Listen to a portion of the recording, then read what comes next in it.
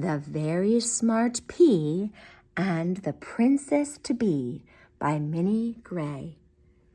So that's a different author and a different story, but it's still got a princess and a pea and all of the mattresses. Many years ago, I was born in the palace garden among rows of carrots and beets and cabbages. I nestled snugly in a velvety pod with my brothers and sisters. I felt a tingle. I knew that somehow I would be important. So here is the pea talking. And here is the pod of all the peas.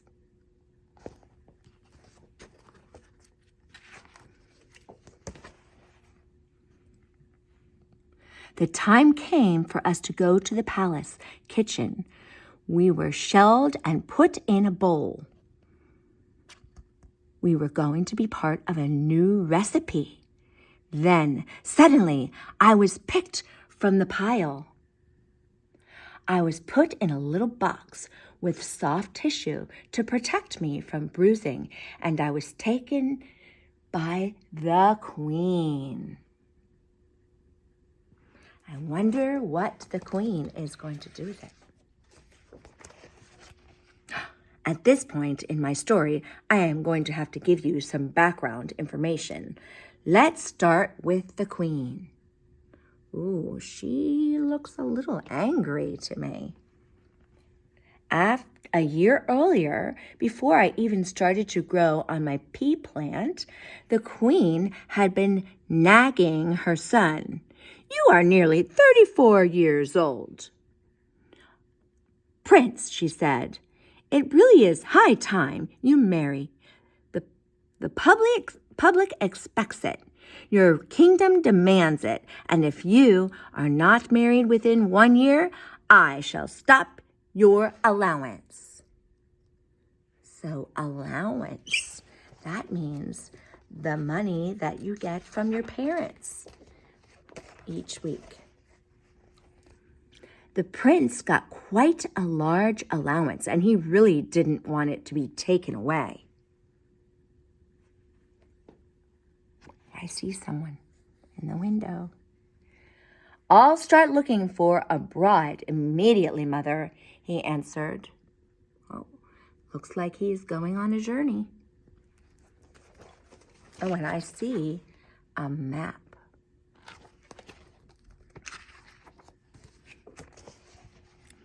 The prince traveled the known world. He met princesses of all shapes and sizes, with a wide range of hobbies and interests.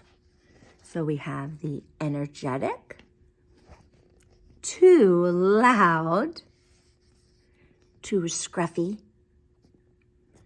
too funny, too tidy, too grumpy, too pink, too sleepy, too scary, strange pets. But none of them seemed like a real princess. Somehow they were not right for him.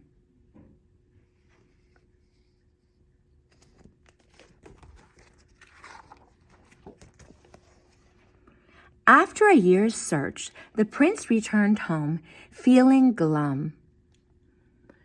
"That's enough!" shouted the Queen. She stormed off to the palace kitchen. She came back with me in my little box. "Now," said the Queen, "listen carefully. This is something only queens know." So there is the little pea talking. The real princess will be able to feel this little pea as she sleeps, even if she is sleeping on top of 20 mattresses. That's just like the story from before. And feather beds. And you are going to marry the first girl who can feel the pea.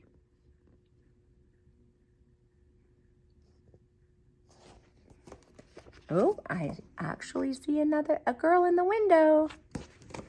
I wonder who she could be.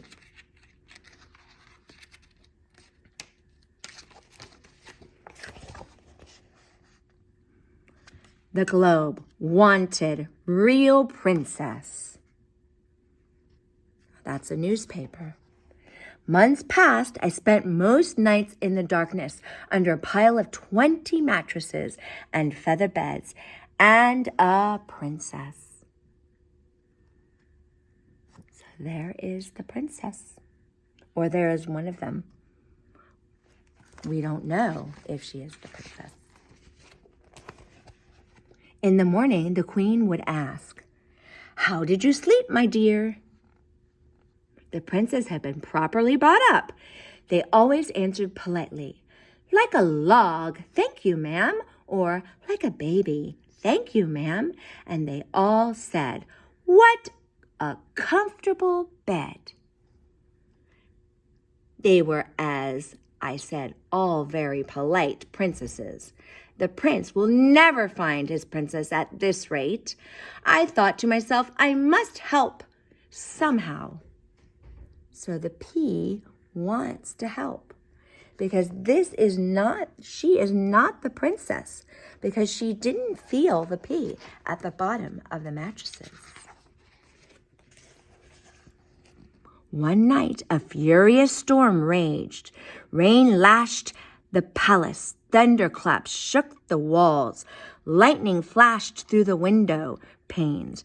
There was a little knock on the palace door. There was a little knock. A small, wet person stood on the doormat. Could this be the real princess? Gasped the queen.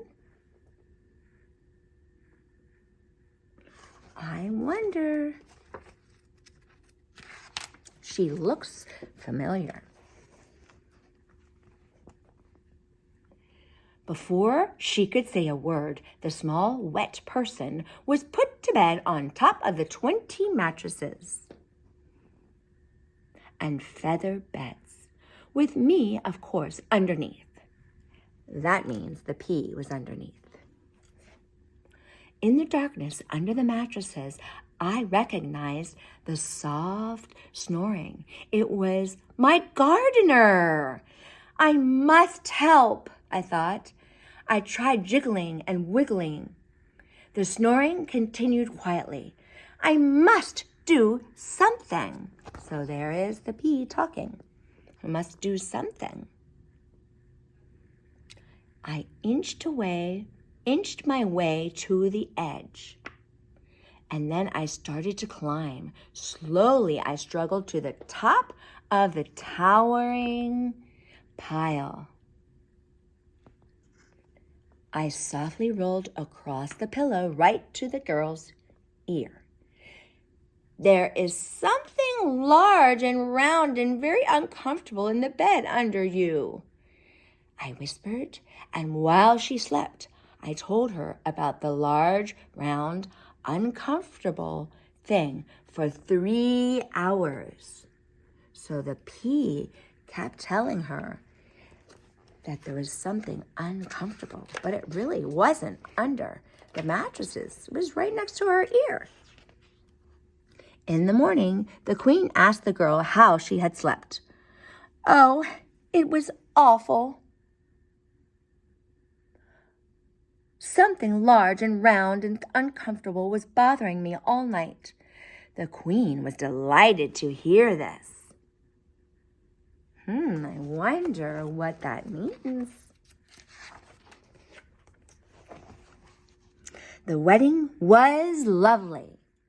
The queen was interested to meet the new prince's parents, and I'm sure they will all live together happily ever after. So she was the princess. As for me, I became a very important artifact, and now I have my own glass case. I am on display, and if you visit the right museum and look in the right place, you may chance to see me. And that is the end of The Princess and the Pea. And I just want to go back for a second for you to see something that was giving us a clue as to who she was. If you remember, there was a girl in the window that looked just like her, the gardener. And that's the end of the story of the very smart pea and the princess to be. The end.